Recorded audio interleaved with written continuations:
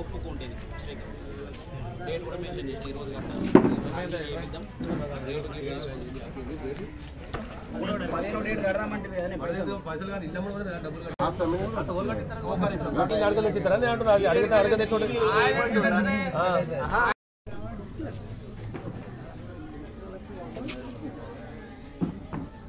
ప్రపంచానికి తెలుపుతావేది ఈ బాకీల గురించి.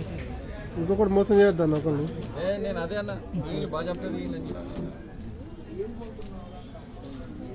స్టోరీ మంచిగా రాయి. ఆనాడు అయిపోయి ఒక శవం పట్టుకుని మనం రాజకీయం చేద్దాం ఊరుకుందాం మనం.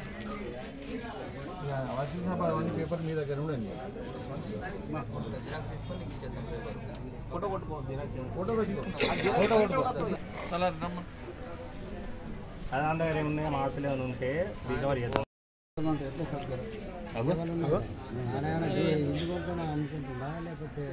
మాటకు మనం ఉరికొచ్చండి పడతాను.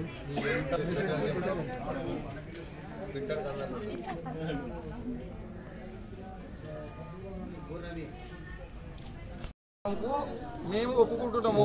కాదు 15 తారీఖు ఆ డేటుకు డేట్ పెట్టి పైసలు ఇవ్వాలని ఆ డేట్ పెట్టి సార్ పైసలు ఇవ్వాలని ఈ డేటుకు అది అమ్ముడు మంది ఇలాగలు ఇచ్చారని అడుగుతున్నా.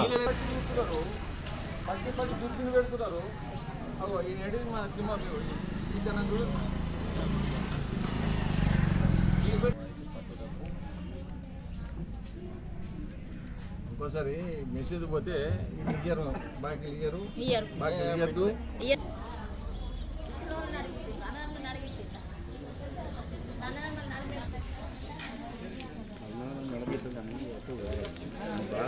ఏం కాదు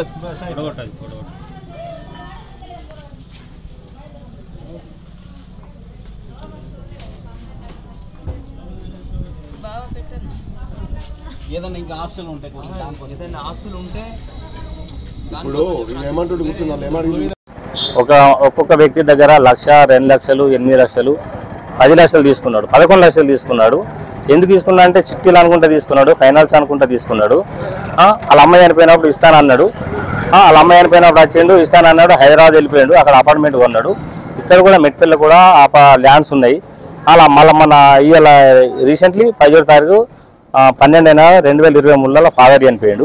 వచ్చిండు, ఫాదర్ని తీసుకుపోతే అనే వరకు ఇక్కడ మళ్ళీ బాధితులంతా వచ్చి 3వ వరకు శవాన్ని ఆపు చేసినాం.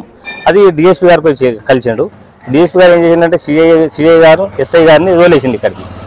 ఏఎస్ఐ గారిని తోలేసి ఇట్లా కాపీ చేసిందంటే ఏమైనా మాట్లాడుకోవాలంటే మేమేం చేసినాం, కాగితం సర్టిఫికేట్ త్రూలా కాగితం మాట్లాడినాం, కాగితం రాసుకున్నాం. అది కాగితం రాసుకున్నాక ఒక నెల జనవరి 15వ తారీఖు 1వ నెల 2024 కడతాని చెప్పి కాగితం రాసి ఇచ్చిండు. దానికి అందరూ ఒప్పుకున్నారు. మళ్ళీ దాన్ని మెట్పల్లి ఇచ్చుకోవడానికి వీలు లేదు. హైదరాబాద్ అపార్ట్మెంట్ ఉన్నదట, అపార్ట్మెంట్ ఏమున్నాయంటే సంతకం పెట్టమంటే పెట్టిన అందరూ. ఇక్కడున్న తన ఆస్తి రికవరీ చేసి పబ్లిక్ 1,00,000 తీసుకున్న వాళ్ళు ఎంత డబ్బులు ఇవ్వాలి, 50,000 ఇవ్వాలి, ఎంత రికవరీ చేసి ఇవ్వాలి. ఇలా ఫాదర్ చనిపోయింది, ఇప్పుడు అమ్మ లేదు, ఓళ్ళు లేరు, అతను అటు వెళ్ళిపోతాడు హైదరాబాద్కి రాడు ఇక్కడికి. దయచేసి కాగితం రాసి ఇచ్చిండ్రు టీవీ సెల్ ద్వారా. అంతే. పుల్లూరు శ్రీకాంత్ అనే వ్యక్తికి మా మమ్మీ 10 లక్షలు ఇవ్వడం జరిగింది మేము దుబాయ్లో ఉండగా. అలాగే వేరే వాళ్ళ దగ్గర కూడా ఇప్పించింది 2 లక్షలు బండి రాజాగంగారాం దగ్గర. అలాగే గాంధారి శ్రీనివాస్ అనే వ్యక్తి దగ్గర 2 లక్షల రూపాయలు ఇవ్వాలి, అతనికి చిట్టి కట్టిపించింది. మాకు మొత్తం 6 లక్షలు రావాలి, ఎలాగైనా ఇప్పిస్తారనే సహకారంతో టీవీ మిత్రులని కలవడం జరిగింది.